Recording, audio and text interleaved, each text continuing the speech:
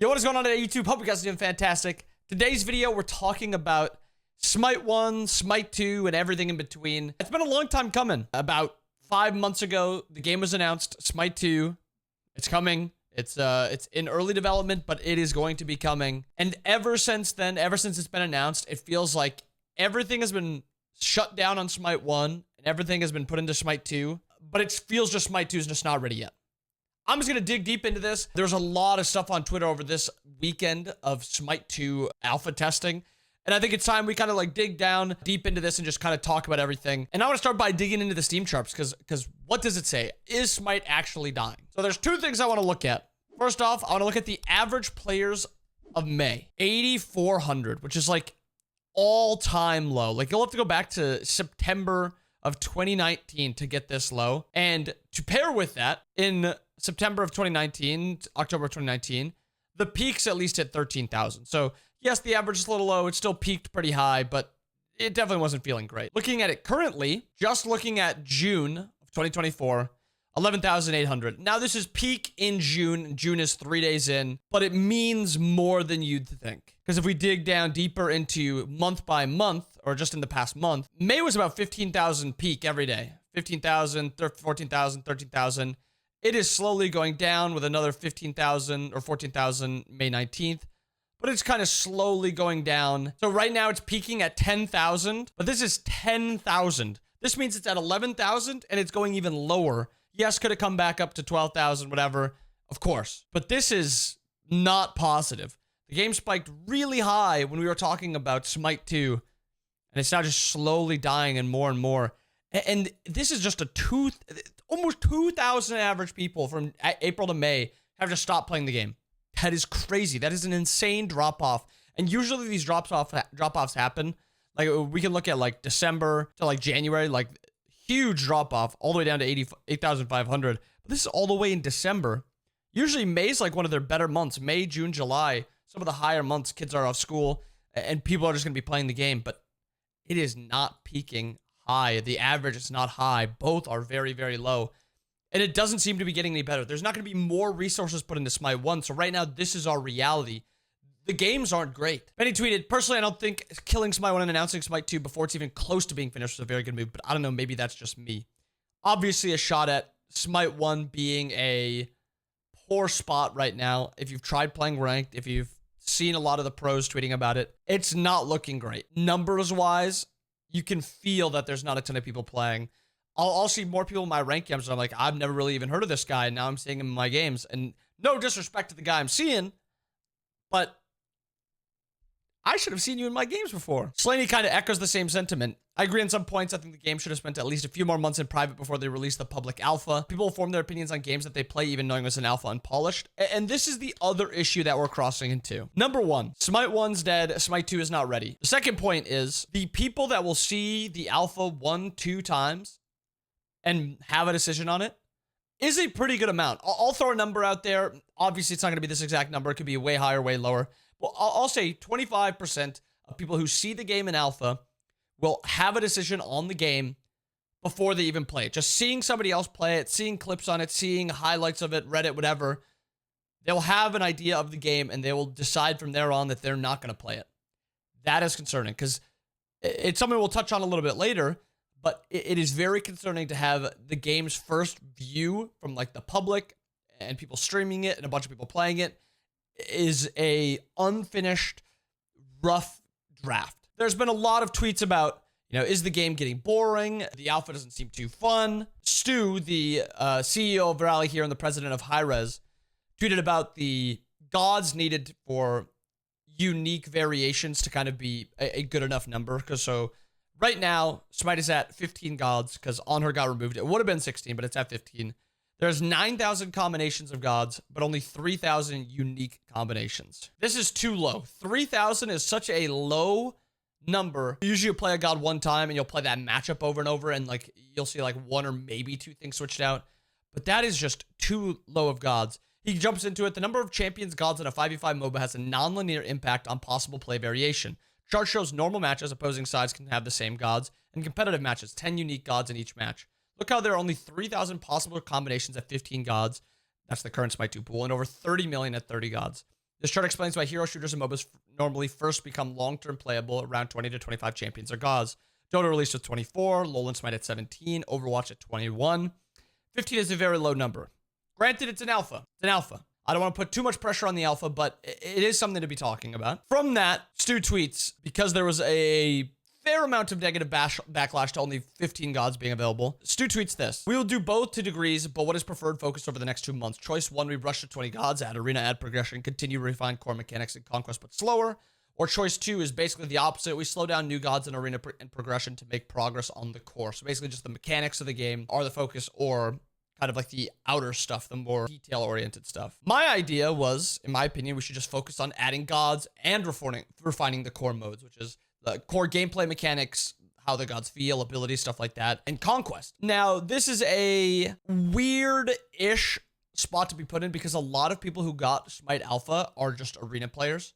They'll play Conquest and they'll have no idea what's going on. You'll have games surrendered, people quitting, people not loading in because they just don't want to play, or they'll like load it and then leave seconds into the game because they died once. I think that is like the only acceptable reason to put arena in the game.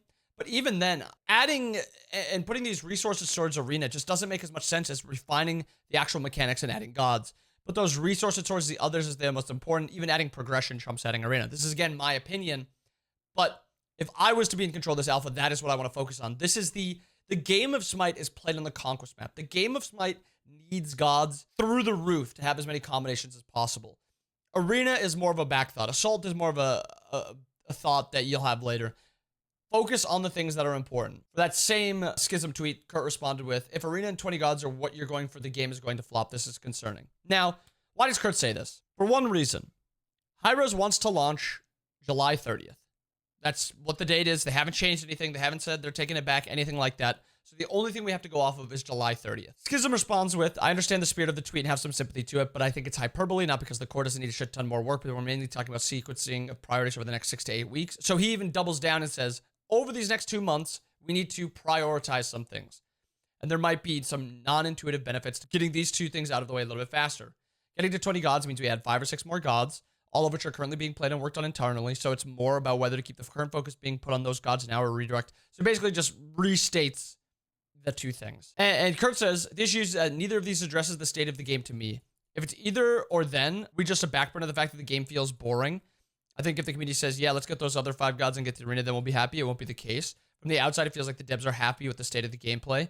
As players, it seems like the game is more than a few months off from being playable daily.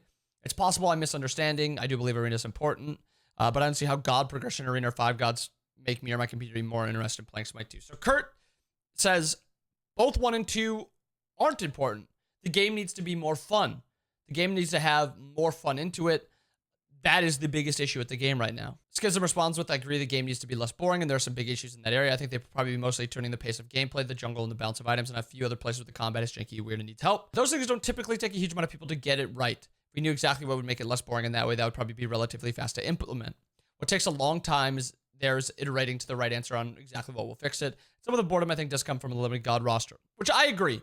I think that having a limited god roster is the biggest issue for fun in a game. If you ever watch my streams every day, Monday to Sunday, 8 o'clock, I will never, ever, ever, ever, unless God requested or paid to do it, play the same god 2 games in a row. I won't do it. It is far too boring to play the same god 2 games in a row. Back when I was screaming, sure. If I had to play 6 Yamoja games, because last game, or the game before, I built 80% Yamoja, and I was getting punished, sure. But now that I'm just a streamer, it is boring to me to play the same things. So I think adding 20 gods, trying to make the game more fun, make really exciting changes, because a small issue I have so far with Smite 2 is they didn't really make some of the more boring characters all that more exciting. I think CERN is still a very, sorry, no fear, I hate to say it. CERN is still a pretty boring character. I think Hades became a little bit more fun. I think Sol is still very boring. Odin is still very boring. I could go up and down the roster, I just can't think of it off my head. It doesn't seem like they're adding a lot of the fun gods to the game that make people want to come back and play the game more, and gods that like skill gap a little bit. Merlin's, Thor, Daji. Just kidding, guys. Daji takes no skill. Please remove Daji from Smite 1. Please. There's just an issue, I think, with the gods that they've added so far. Final K dropped this absolute banger today. I was trying to record this video yesterday, and then Mario told me my audio wasn't working, so I had to do it again today. This is a very good tweet. I really don't think it's possible to hide, for lack of a better word, behind the words alpha beta anymore. They become sort of amorphous in the gaming industry. Many devs have used those words to push off dev for years and years, and supporting customers and sometimes even reg pulling them. I never expect others to do that, of course, but many have a bad reputation with them, and first impressions are more important than ever. Agreed. This is what we talked about earlier. A lot of people see a game 1 or 2 times, and then they make their decision. Doesn't matter if it's alpha, doesn't matter if it's beta, doesn't matter if it's live. Once they see it, they'll have their decision. And I've done that with games. I've 100% done that with games. People have the shortest attention spans they've ever had. Do we really expect the average gamer to understand this anymore? Does the average gamer really play a game, experience a bug or something, and go, well, let me look up how long the game has been worked on so I can better understand why this is happening. We also need to stop comparing the dev cycle of Smite 1 to early Smite 1, Smite 2, sorry, to early Smite 1. Remember how long it took for Smite 1 to be good, etc.? It's a different ball game now, in my opinion. Smite 1 hit gold and no competition in the market. People are going to be patient for it because it was one of a kind. And it's not anymore. And I think this is a very good point also by Alec. Smite 2 has a lot of competition. There's a lot of MOBAs that are very good right now. There's a few that are in the works. Predecessor's back. Smite 2 needs to hit, and it needs to hit fast. Lots of people have complaining use Smite as an income revenue, so I think their perspectives are a bit skewed through some disappointment in its delay. Expecting to run subathons and spam play the game every day with only 15 characters, no matchmaking in its clunky state. No shit, you're going to get bored. Smite 1's obvious decline in viewership and no SPL has contributed to the impatience from Smite 2. Many others in Alpha don't face this type of situation. It's entirely possible that Smite survives with a whole new player base years from now with none of us in it. I feel like some of you are in that Stockholm Syndrome spot where you just don't like the game anymore but can't move on. That's kind of a shot at some viewers that don't, or some streamers that don't like playing the game and they just like complaining about it. For the most part, I think he's pretty spot on. I think he hits a lot of good points. After we got to see the alpha and people were kind of defending it a little bit that, oh, you know, it's an alpha, don't worry about it, it'll be better. And Fine OK is saying that, you know, even though it's an alpha, it doesn't matter, the game has to be good enough. These takes that you should expect to play an alpha hours on end are stupid. This might be the case where a game isn't set to have a 24/7 full release in 2 months. Or sorry, when it isn't set to have it in a few months. You can say what you want, but once a game is out full time, that is its release. Now when you can change the name from alpha to beta, the luxury of hiding behind a title disappears in today's gaming culture. Kind of disagreeing with Fine OK. I've enjoyed every second of alphas just this year where I played for 20 plus hours and couldn't wait for the release, which is still 6 to 12 months away. Smite 2 being an alpha isn't the problem, it's the timeline. Smite 1 ended far too early and Smite 2 is nowhere near ready. And that kind of brings us full circle and gets that bow ready to be bowed on. Nice. Smite 2 feels as bad as it does because of what Hi-Rez did to Smite 1 and their timeline. As blunt as possible, I think Hi-Rez made Smite 2 nearly impossible to live up to with its hype, how the game is, how people enjoyed Smite 1 moving over to Smite 2. They have put this clock on themselves, and if they don't meet that, timeline, or if they can't, you know, at least partially meet it, there's going to be a lot of upset people, and it's because you destroyed your game that a lot of people are still enjoying. Yes, was Smite a little bit on the decline? Of course. The game was not rising, but it was steady. Yes, decreasing a little bit, but it always kind of jumps back up during World's time. This year, that's changed. Faster than ever, the game is decreasing, declining in viewership average and spikes, and it's because of announcing Smite 2. They took off Smite 1 dev team, they took off most of the balance team. There's still a few there, obviously, but they have put all their eggs into this Smite 2 basket, and it's that makes it so difficult to see the potential of Smite 2 and also see no potential in Smite 1 right now. So it's like a somewhat doomer look where Smite 1 feels bad to play because nobody was playing it, Hi-Rez isn't supporting it. Smite 2 doesn't seem ready for a while. It seems very, very bleak. And to end off this rant of Smite 2 and Smite 1, Wolfie tweeted, Smite 2's Achilles heel is the fact that this year feels like an off year. It's less than Smite 2 isn't complete and more that, damn, Smite 1 feels over way before 2 is ready. This year should have been a celebration of esports with crowdfunding, etc., just to hype up fans and players. Smite 2 has a lot of issues, and in my opinion, the quality of life needs to be first priority. That being said, it's an alpha, it's not finished. On the other hand, if you charge for access to an alpha, people will judge harshly. And this kind of just hits the nail on the head of Hi-Rez had it easy. They had a very easy chance to one more year Smite 1, put a little bit more money into it, crowdfund it, announce Smite 2 at the Summer LAN or at Next World or something like that, at the Summer LAN, and then have it ready by, you know, March 2025, I think is a much easier and smarter path. It makes Smite 1 not feel as doomed. It makes Smite 2 have more time in the oven cooking before it's actually expected it to be played. and I think it was a little bit of a miss by Hi-Rez. But to end this off, I want to see what Final K has to say, because this was something that was just tweeted earlier today that I have not read yet, so it's something I'm really excited to read, because I've enjoyed Smite 2, but it has glaring issues. Some of it's hard to kind of hit the nail on the head with, but some of it's rather obvious. And this first one is the only point that I've read, and this is one that I very much agree with. Basically, he was saying he was going to do this yesterday. He got sidetracked. He didn't do it. And now this is just a list of things that he wants to see, or a list of things that he feels. Work more on the melee characters. Every range character I played actually felt pretty polished, but the melees feel clunky and bug out constantly. I played a lot of Bologna and a lot of Fenrir. I played a couple Odin games that felt bad, so I stopped playing them. But both of these two characters just felt weird to play. It didn't feel smooth. Your melee auto attacks and comboing your abilities and like auto attack canceling felt poor. So I 100% agree with that one. More god changes. Get people excited about this whole new engine, like with Hades change. Every character should feel fresh going into Smite 2. You can capture the essence of their Smite 1 kit while adding cool new mechanics and combos for them. We've been working on a doc on stream, adding at least one change to every character for fun. So that's just something that he's been doing. But I agree. This is something that I stated. The characters just feel pretty boring. It's not the most exciting. Add neutral camps to fight over instead of the Gold Chalice and Warhorn. They don't have to be boring Smite 1 camps either. Maybe add a cage aspect to the solo one, where no one else can enter until the camp or one of the solo laners dies. Explore the interact mechanic more. In the future, can be used for taking a Janus portal or picking up a Cupid heart, etc. Add personality to it now, though. It should be a reward for doing something, not just walking over and clicking it. I'm still down on the interact mechanic. I don't like it. I will say, though, I'll still give it a chance, but I don't like it. It feels like you're stopping gameplay to do this little mini game, this silly little mini game that I just don't enjoy. Go even further with active items, make some crazy ones. I mean this genuinely. Screw balance a bit. Most fun I had this weekend was abusing the Broken Soul Devour. Get a little wonky with them. The problem with OP things is when there's only one or two options. If there's a lot of them, everyone can have fun. I agree. Balance be damned. Anything that sounds fun, just start tossing it out there. It's genuinely not a big deal if something is broken. It is not a big deal. If everyone can abuse it, it's fine. If something sounds exciting to you, if you come up with an idea, add it. I'm not trolling. There should be so many just OP things in the game right now that there's so many things to test. A lot of the things are just really basic. It's like, oh, this is damage after your next ability. Oh, this is a shield when you pop this active. Screw it. Make it like your character gets twice as big and your protections double and you get a shield based on your protections after it's doubled or something like that. That would be awesome. Then you get to see how big this character looks. Brighten up the map a bit, or at least at the very least adjust the brightness scale at the beginning of launching. It was way too dark if you did the visible versus invisible correctly. I didn't do that correctly. I did it. I could see the invisible. Right to jail. Show wards on the map. Show ward outlines on the map. Yeah, this is a Smite 1 thing, but I agree. Posters should have their own slot and should just refill on backing. They are super strong early game, so everyone will buy them anyway, and they mess with your item slots too much. Separate them and make them free. You already want to simplify the boring aspects of the games like beads, etc. to do with that mechanic. I don't agree with this. It should just be like a slot 6 or something like this. He's right that they are uber strong early game, but I don't like that they auto refill. I don't like that. Just put it in slot 6, have it stay there, just make that kind of like your pot section.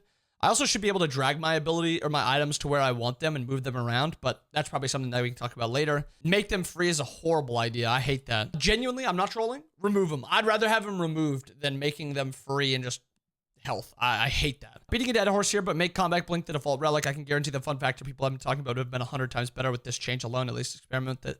RT. Not even gonna double down or say anything about that one. RT. Make the map and art more dynamic. Add to the lore of Smite and why you're fighting. For example, maybe based on gold lead, the chaos or order side starts to creep over to the other. So you have a substantial gold lead on chaos side. That's cool. This is cool. I like this. This is cool. I like that. There's got to be some sort of role designation starters or even passive when you load in. This will get difficult for new players if there isn't, for the sake of jungle especially. I'm indifferent towards that one. I don't really like starters, so prioritize damage, recap scream. Yes. Agreed. Make TP slightly more accessible. No, absolutely not. Absolutely not. Forget solo laners. But that is it. That is me going over a bunch of my thoughts from Smite 1, Smite 2. Where we talk about it. Is Smite dead before its sequel is ready? Basically, the answer is yes. What can Hi-Rez do to kind of fix this? Nothing. Wait it out. Hopefully, they can get to a point where Smite 2 is good. But they put themselves into a really difficult position. And for the sake of the game that I love, I hope they hit the nail on the head with Smite 2. I hope that there's 25, 30 gods ready at the end of beta. Am I worried? Definitely, but there is potential that I've seen. It just sucks that it feels like Smite 1's forgotten before Smite 2 is ready. But yeah, I hope you guys enjoyed the video. I hope you guys have a wonderful day. I'll see you guys again next time. Peace.